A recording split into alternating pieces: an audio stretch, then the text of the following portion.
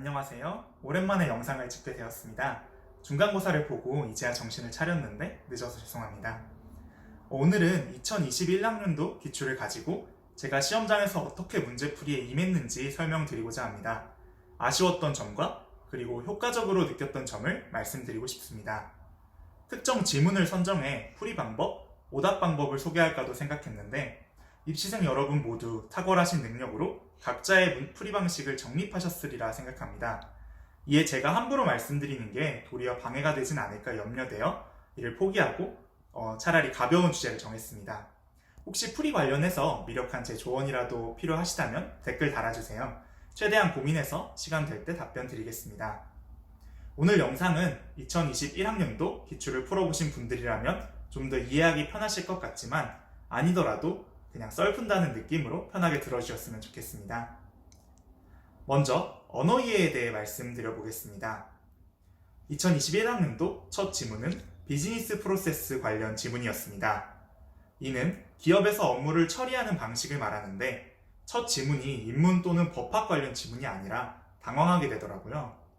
그래서 지문 구조는 프로세스 마이닝에 대한 설명과 그 세부 유형에 관한 것이라 쉽게 잡혔지만 비슷한 단어가 반복적으로 사용되어서 실제로 이해하는 데는 어려움이 있었습니다.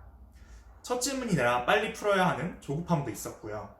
이러한 조급함 때문에 가장 기본적인 문제인 1번 문제를 멋대로 꼬아 생각했고 틀리기까지 했습니다. 그래서 채점할 때 정말 당황하고 1번부터 이게 괜찮나 이래서는 안 되는데 살짝 불안했던 마음도 있네요.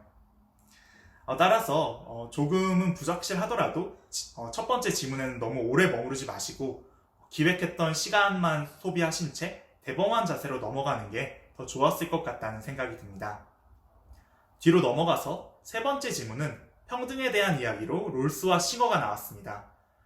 이 두 철학자는 고등학교 생활과 윤리에서부터 나오고 기본적인 철학 내용이라고 생각합니다. 학자들의 기본 스탠스를 알고 있다는 것만으로 손쉽게 해결할 수 있었습니다. 공부가 지겨우시다면 이렇게 기본 상식을 쌓을 수 있는 여러 분야의 책을 읽는 것도 아주 좋은 수험 태도일 것 같습니다. 다만 이러한 선입견을 너무 과신하다간 간혹 단혹스러운 결과가 나타나기도 합니다. 직전 지문에서 이제 자신감을 가지고 문제를 해결한 부작용인지 네 번째 지문은 오히려 더 혼돈에 빠지기도 했습니다. 이 지문은 형벌에 관한 지문이었는데 형벌을 돈으로써 탕감받는 속전에 대한 비판적인 견해를 취하고 있었습니다. 다만 이러한 견지에서 저는 자연스럽게 엄격한 형벌을 적용하자는 입장으로 인지했습니다. 이 때문에 10번 문제를 긴 시간 들여 고민했으나 결국 틀리게 되었습니다. 필자의 주장은 형벌이 만인에게 평등하게 적용되어야 함이며 재산에 따라 차별적으로 적용돼서는 안 됨을 강조하고 있었습니다. 그리고 형벌의 근본 목적이 교화임을 지문 초반과 후반에 밝히고 있음에도 불구하고 제 선입견 때문에 글을 있는 그대로 읽지 못했던 것 같습니다. 이 부분에서 여러분들은 유의하시고 선입견을 활용하시되 그에 매몰되지 않도록 노력하시는 자세가 필요하다고 생각합니다. 다섯 번째 지문과 여섯 번째 지문은 평이한 주제로 무난하게 풀이가 가능했습니다. 아무래도 중반부터는 긴장이 풀리고 문제풀이에만 온전히 집중할 수 있어서 그랬던 것 같습니다. 일곱 번째 지문은 조선시대 이기론 논쟁이었습니다. 조선시대 성리학은 복잡하면서도 리트에서 물어보기 좋은 주제이기에 여러 번 빈출되는 주제입니다. 만약 해당 분야에 대해 자신감이 없다면 기출로 출제된 지문을 완벽히 이해하려는 노력이 필요할 것 같습니다.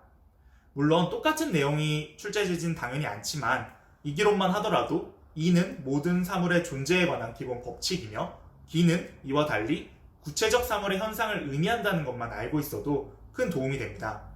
더 중요한 것은 지문에 대한 두려움을 줄일 수 있습니다.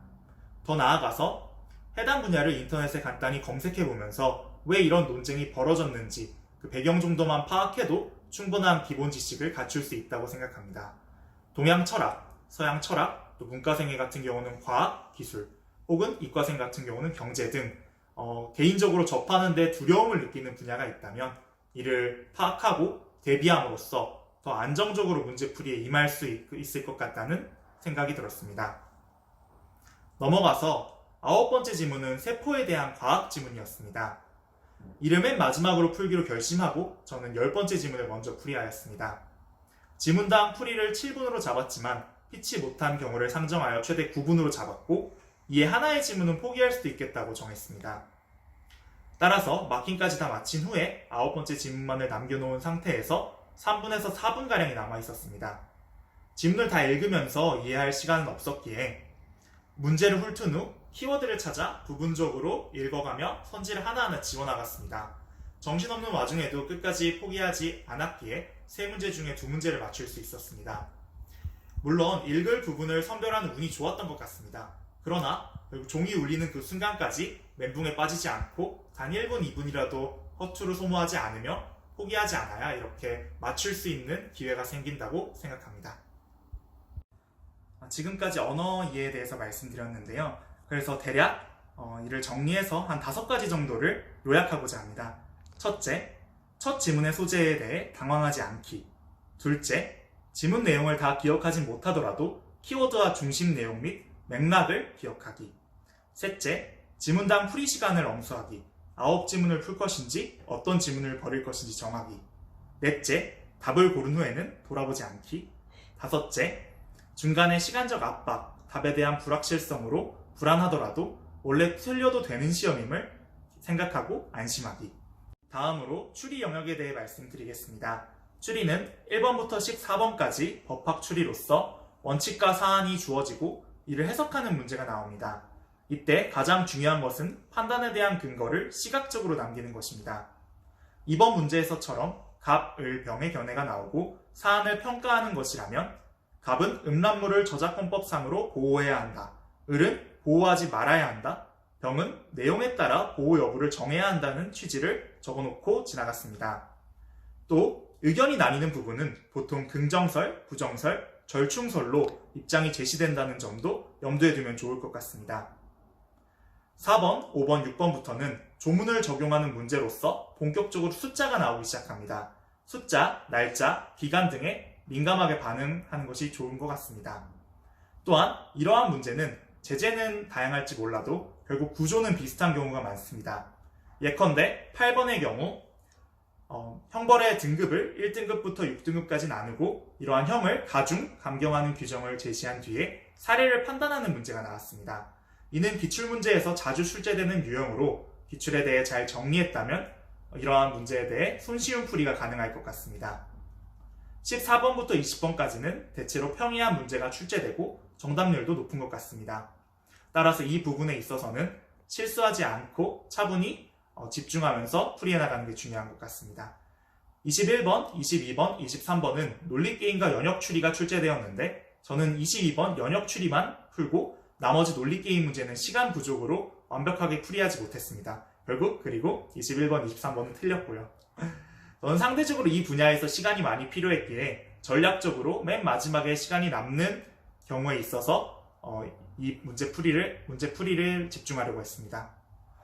나머지 문제 풀이에 있어서 결국 추리는 시험 시간이 길고 또 문제 풀이를 하면서 저는 개인적으로 점점 얼굴에 열이 오르더라고요. 이렇게 집중력이 떨어지다 보니까 결국 중간에 저는 화장실을 들러서 세안과 세수를 하면서 찬물로 열기를 진정시키려고 하였습니다. 다만 집중력이 계속 이어지는 분이라면 이런 시간도 아까울 수 있다고 생각합니다. 따라서 과도한 긴장에 시달리시는 분들, 또 시험을 치다 보면 얼굴에 열기가 올라와서 너무 더워서 오히려 더 화가 내재된다는 분들이 이런 방법을 한번 시도해 보셨으면 어떨까 조심스럽게 제안드려 봅니다. 이제 추리에 대해서 4가지 정도를 요약하면서 말씀드리고자 합니다. 첫째, 판단에 대한 근거를 시각적으로 남기기. 둘째, 갑을병 입장 판단 시에 긍정설, 부정설, 절충설로 나누어 생각해보기. 셋째, 숫자, 날짜, 기간에 민감하게 반응하고 표시해놓기. 넷째, 집중력을 유지하는 방법 및 루틴을 마련하기입니다. 이상으로 2021학년도 리트 시험에서의 제 경험을 말씀드렸습니다.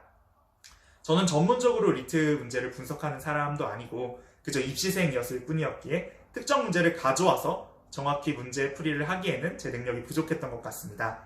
다만 댓글로 공부에 있어서 어려움이라든지 특정 문제 풀이에 대한 궁금증을 남겨주시면 여유가 생길 때마다 고민해 보겠습니다.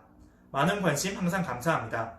리트 시험까지 여러분 모두 마무리 잘 하시고 저도 여러분의 성공을 응원하겠습니다. 감사합니다.